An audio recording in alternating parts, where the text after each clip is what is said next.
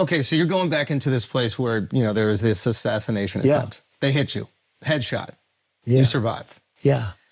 It was not a good feeling. Yeah. Yeah. Are you Looks scared? better, by the way.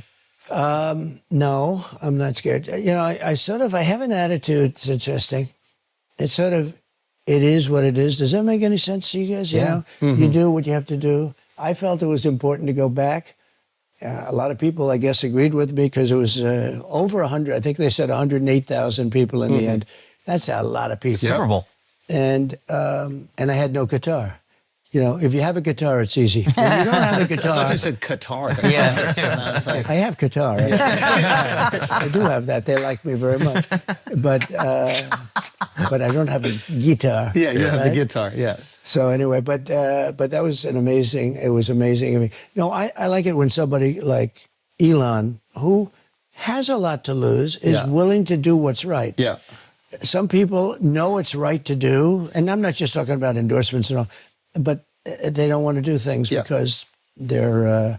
they don't want it to cost them opportunities. The word is they want to be politically correct. And actually they're doing a bad thing, I think, for themselves and for a lot of people they may represent. Okay, opening line when you walk out there. So Right. I mean, I was wondering what you were going to say. And as a comedian, you can seize the moment. Yeah. And I think he was a hell of a comedian, by the way. I appreciate That's that. what the word is. So I hear you go, I see the video and you go up there and you go, as I was saying. Right. Crowd goes fucking berserk or what? They went, I would say, crazy. Yeah. And I wasn't Biggest sure. pop you've so- experienced? Yeah, I'll tell you how, you have this as a comedian or even not as a comedian, just when you make a speech or you make some very serious statement. Yeah. So we're at a very serious and somber thing Event, because we're celebrating a life that is no longer with us. And I wasn't sure whether or not that thing, I had it in my mind for a long time. Once I said I'm going back, which I wanted to go back immediately, I wanted to actually finish my speech, okay? When I got up, I said, let me finish my speech. But I'm surrounded by like 8 very large, strong men and a very wonderful woman. You saw that. Kate. Yeah. But I'm surrounded by guys. They said, sir, no way, go. And I have blood pouring down, but I really wanted to finish my speech. I said, I think I had like 50,000. I had a lot of people there. Yeah. And, when I went down, it was sort of like embarrassed. I said, I went down in front of all these people. That was my first thing. I don't want to be embarrassed. You were embarrassed that you went down after being shot? Well, you weren't exactly sure what the hell was happening at first, Yeah. But also, you came back up with the fist raised. That's one of the hardest pictures. But I was also, Did you hear them say he's down, or were you just so when I got hit, I assume that it's funny. Is it? When I was down there, it is sort of strange, I guess. Now it's a little bit, we can smile a little bit, but not really, because the 3 guys, 1 killed, of course. 2 very What a badly dick. hit. Yeah. But when I went down, I had total realization. It wasn't a surreal. They talked about a surreal. That could be a surreal experience, like when something happens, some traumatic thing happens. People they lose focus. They have no idea where they are. I've heard many people where that happens. Something really terrible happens that. It was just the opposite. I knew exactly what had happened. I got shot in the ear, and Secret Service thought I may have been shot. Actually, they were pretty sure that I was shot all over because there was a lot of blood. Just a little fact, if you get shot in the ear, it's the bloodiest place. It bleeds more than anything else. Oh, wow. Now, it's good to be shot this way, not that way. That way, that's bad. So if I don't turn, I would be doing this right now, guaranteed. Son Don told me, actually, he's a great shooter. So is Eric. They're great shooters. They're like better than scratch. Okay, if you use And they say it's amazing because it was 130 yards. To me, that sounds like far away, but it's not. For shooting, it's not. He said that would be like sinking a 1-foot putt for just a decent shooter. Wow. And I don't know if you guys are shooters, but they said if you're a shooter, it's almost impossible to miss. It's that close. It's really considered that close. I mean, 300, 400, 500 yards is very doable, but this is supposed to be very close. And so he said, I think Don became more religious, actually, you want to know the truth. It had a big impact. He said, it's impossible. The doctor, actually, when I got to the hospital, they were fantastic, Butler Hospital. I get there, and the doctor greeted me, and he looked at me and looked it over. He said, you are the luckiest man I've ever met. Wow. He said, you should immediately go out and buy a lotto ticket. Can you imagine? He's telling me to buy a lotto ticket. There's blood all over the place. Yeah. And he said, I've been doing this for 25 years. He said, I've never seen a thing like this. Wow. Because it's just, just whacked it, but it was something that was, relatively not so bad compared to what could have happened. So I feel very lucky. It was an amazing experience, a horrible experience in most ways. In some ways, it was beautiful because I was somehow I hopefully Corey's protected too, who's the firefighter, and he's in a good place, maybe a better place than we're in here, because this world is a little bit on the tough side. But it was an amazing experience. Do you feel like a increase in your spirituality after something like Well, maybe, especially when I'm hearing from people that do shoot and are good at it, that it was almost impossible to miss from, like a 1 foot putt. You start to very believe. hard. You got to miss it. That's a bad putt, right? Yeah. He equated it to a 1 foot putt. When they say that, I say, wow, that's so, you're saying, they said a bad shooter would hit you from that distance 100% of the time. Wow. That's pretty bad. Yeah. And here I am. We're doing this wonderful interview with 4 geniuses that are hot as pistols, right? Good hair on this guy. Likewise, sir. Pretty good stuff you got. So anyway, but here we are. Who do you think tried to take you out? So I'm going to give you some big breaking news, right? Love that. Because I know the kind of show and it's entertainment, but it's also very serious. I mean, I get the whole picture. And you know what? If it was just funny stuff, you wouldn't have the success you've got, to be honest with you, right? Yeah. It's nice to intersperse it, but I'll give you something. So, first of all, I have great respect for the Secret Service. And the guys that were with me, I went down and I did a good job going down because those bullets were winging over my head. If I would have been up for another couple of seconds, I also wouldn't have been here. Yeah. But I didn't consider that as lucky as turning to the right at that one. It was like 1/16 of a second. Was the only time that I was safe, essentially. Right. If I would have gone a little further, I would have been hit. If I would have gone not as far, I would have been hit. I mean, I had like this little tiny moment. And the amazing thing is the sign is always on my left and it's always at the end. And I only use it 20% of the time, maybe even less than that. And this was time a it's on the chart. right. This was a chart on immigration because I have the record. I did a great job in immigration. They are not doing too well right now. Stay on the breaking news. Stay on the breaking news. So here's the breaking. So you have this shooter and you have another shooter, right?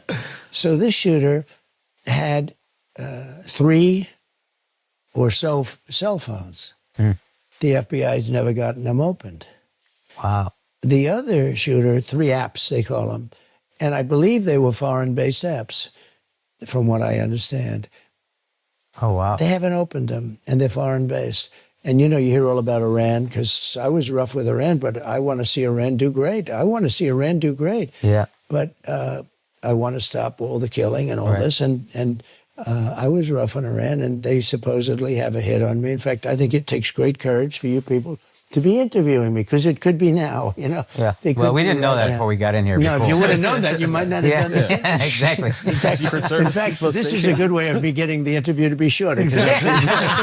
All of a sudden, he's going to say, okay, that's it. Thank you very much, ladies and gentlemen. Go see my daughter. Anyway, they have 3 apps, and foreign-based, 2 of them, maybe 3 of them are foreign-based. They haven't opened them yet. Why wouldn't you open them when you hear about Iran or when you hear about, foreign? Then the other one had 6 cell phones, and they haven't opened. Now, it's very hard to open a cell phone. Only Apple can do it in theory, unless you have somebody. But they had no problem getting the J6 people's cell phones open. They opened their cell phones very quickly. We have 2 countries in a way. What's happening here is very bad. It's very dangerous. We almost had one because I had the greatest economy in the history of our country, and people were coming together. We almost had one. But we really do have 2 right now, and it's a shame because I think we'll get them together. Success will bring us together. But they should get those phones opened.